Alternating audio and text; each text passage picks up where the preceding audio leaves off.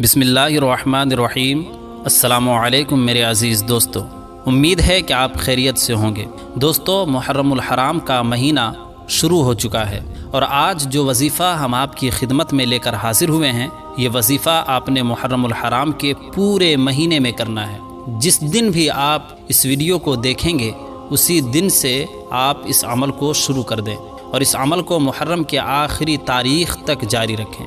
پیارے دوستو، یہ وظیفہ جو ہم آپ کے لیے آج پیش کرنے جا رہے ہیں، یہ وظیفہ ہے یا ارحم الراحمین کا۔ یہ وظیفہ بہت ہی بابرکت وظیفہ ہے اور یہ کلمات بھی انتہائی برکت والے کلمات ہیں۔ ان کلمات کے ساتھ دعا قبول ہونے کے بارے میں ایک حدیث شریف میں ارشاد فرمایا گیا کہ اللہ تبارک و تعالیٰ کا ایک فرشتہ ایسے شخص کے ساتھ ہوتا ہے جو یا ارحم الراحمین پڑھتا ہے۔ جب کوئی انسان 3 مرتبہ ان کلمات کو پڑھتا ہے تو وہ فرشتہ کہتا ہے کہ بے شک ارحم الراحمین تمہاری طرف متوجہ ہو گیا ہے۔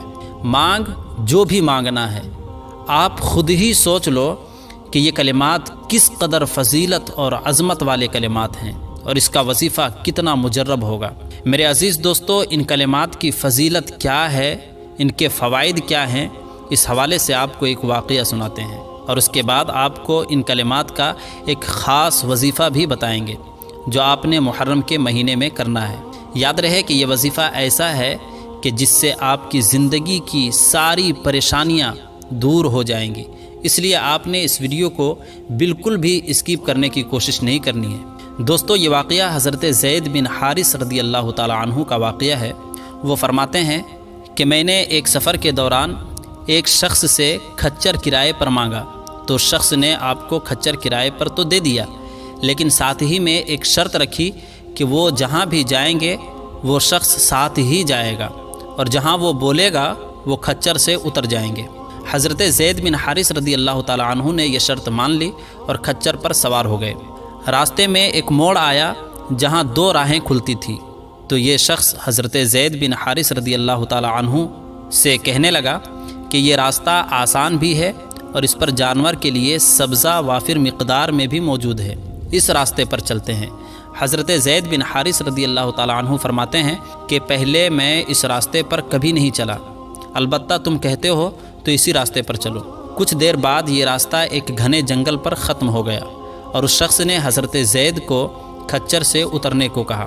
آپ نے دیکھا کہ ہر طرف انسان کے لاشوں کے سر پڑے ہوئے ہیں۔ اتنے میں اس شخص نے آپ کو قتل کرنے کا ارادہ کیا تو آپ نے فرمایا کہ مجھے مہلت دو تاکہ میں 2 رکعت نماز پڑھ لوں۔ اس شخص نے کہا ٹھیک ہے پڑھ لو۔ حضرت زید بن حارث رضی اللہ تعالی عنہ نے 2 رکعت نماز صلاۃ الحاجات ادا کی اور جو ہی آپ نماز سے فارغ ہوئے تو آپ کی زبان سے بے ساختہ یہ کلمات نکلے، یا ارحم الراحمین۔ ان کلمات کا کہنا تھا کہ آسمان سے ایک آواز آئی، اے شخص زید کو قتل کرنے سے باز آ جا۔ یہ سن کر وہ شخص پریشان ہو گیا کہ یہاں جنگل میں اس کے علاوہ اور کوئی بھی موجود نہیں ہے، تو پھر یہ آواز کہاں سے آ رہی ہے؟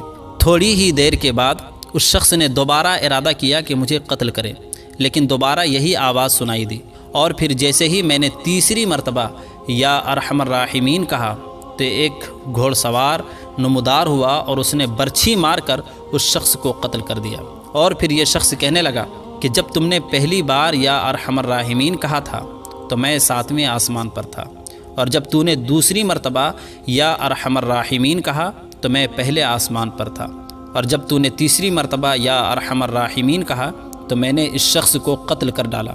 میرے عزیز دوستو، یہ ہے طاقت اللہ تعالیٰ کے صفاتی ناموں کی کہ جب کوئی اللہ کو پورے یقین کے ساتھ اس کے صفاتی ناموں کے ذریعے پکارتا ہے تو اللہ پاک ایسے شخص کی مدد ایسے ہی فرماتا ہے جیسا کہ حضرت زید بن حارث رضی اللہ تعالی عنہ کی مدد فرمائی۔ لیکن یاد رہے کہ سودے سارے یقین کے ہیں۔ جتنا یقین کے ساتھ کوئی اللہ رب العزت کو پکارے گا اتنی ہی جلد اس کو نتیجہ دیکھنے کو ملے گا۔ ہم اکثر اوقات آپ کو یہ بتاتے ہیں کہ بندہ جس طرح کا گمان اللہ پاک سے کرتا ہے تو اللہ تبارک و تعالی ویسے ہی معاملہ اپنے بندے کے ساتھ فرماتا ہے۔ اب چونکہ اس واقعے میں حضرت زید بن حارث رضی اللہ تعالی عنہ کو اللہ رب العزت کی ذات پر مکمل یقین تھا کہ اللہ پاک ان کی مدد فرمائے گا، تو اللہ تبارک و تعالی نے فوری طور پر ان کی مدد فرمائی۔ اس لیے ہمیں بھی چاہیے کہ جو بھی وظیفہ ہم کریں، جو بھی عمل ہم کریں، جب بھی دعا کریں تو اس یقین کے ساتھ کریں کہ یہ دعا بارگاہ رب العزت میں ضرور قبول ہوگی۔ میرے عزیز دوستو، چلیے اب اپنے اصل موضوع کی جانب بڑھتے ہیں اور آپ کو آج کا وظیفہ بتا دیتے ہیں۔ دوستو، پہلے بھی آپ کو یہ بتلا دیا ہے کہ جب بھی آپ اس ویڈیو کو دیکھیں، چاہے 8 محرم کو دیکھیں، 9 محرم کو دیکھیں یا 10ویں محرم کو دیکھیں یا پھر اس کے بعد کسی بھی دن آپ دیکھیں، تو آپ کو پریشان ہونے کی ضرورت نہیں ہے۔ بس آپ جس دن اس ویڈیو کو دیکھیں اسی دن سے اس وظیفے کو شروع کر دیں۔ یہ وظیفہ بہت ہی آسان ہے اور آپ نے روزانہ اس عمل کو کرنا بھی ہے۔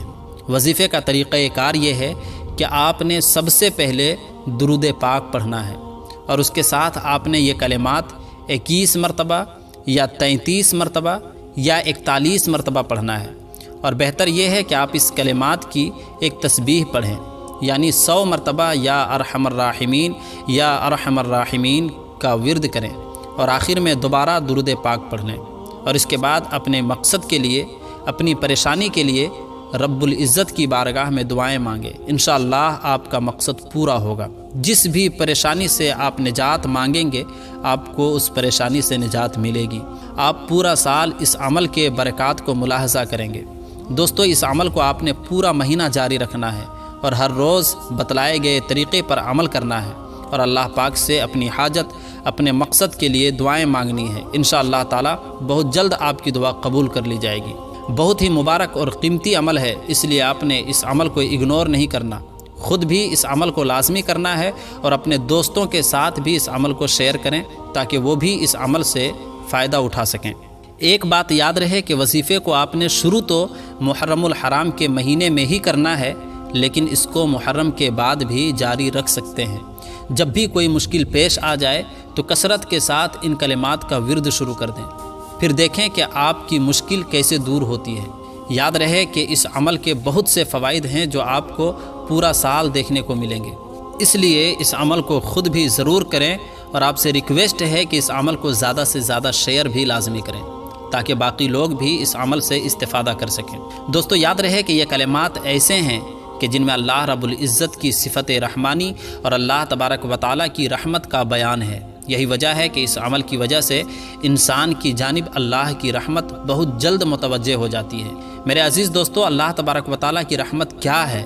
آپ کو اللہ تبارک و تعالیٰ کی رحمت کے حوالے سے چند روایات بتاتے ہیں تاکہ آپ کے ذہن میں اللہ کی رحمت کا مختصر سا نقشہ بن سکے۔ اس بارے میں یہ احادیث ملاحظہ فرما لیجئے۔ حضرت ابو ہریرہ رضی اللہ تعالی عنہ سے روایت ہے کہ نبی اکرم صلی اللہ تعالی علیہ وآلہ وسلم نے ارشاد فرمایا کہ جب اللہ تبارک و تعالیٰ نے مخلوق کو پیدا فرمایا تو عرش کے اوپر اپنے پاس لکھ کر رکھ لیا، بے شک میری رحمت میرے غضب سے بڑھ گئی۔ اس حدیث کو امام بخاری اور امام نسائی نے روایت کیا ہے۔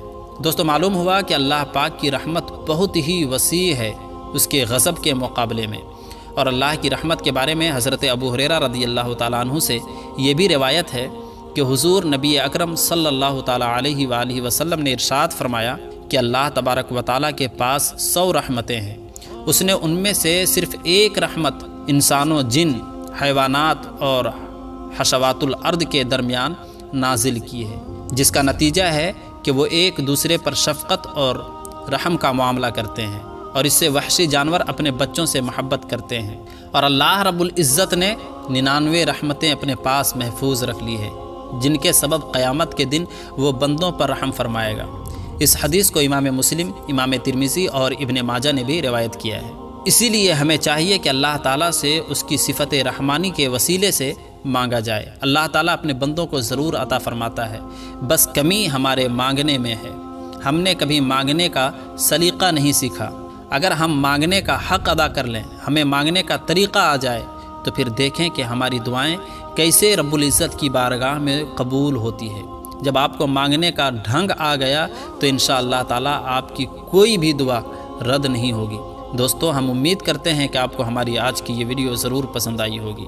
اگر آپ کو ہماری آج کی یہ ویڈیو پسند آئی ہے تو ہم آپ سے گزارش کرتے ہیں کہ آپ ہمارے چینل کو لازمی سبسکرائب کریں اور ساتھ ہی لگے بیل کے بٹن کو بھی پریس کر لیں تاکہ آپ کے پاس ہماری آنے والی مزید معلوماتی ویڈیوز کا نوٹیفیکیشن بر وقت ملتا رہے۔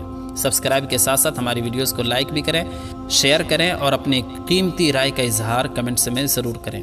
اگر زندگی نے وفا کی تو ملیں گے ایک نئی ویڈیو کے ساتھ، تب تک کے لیے خدا حافظ۔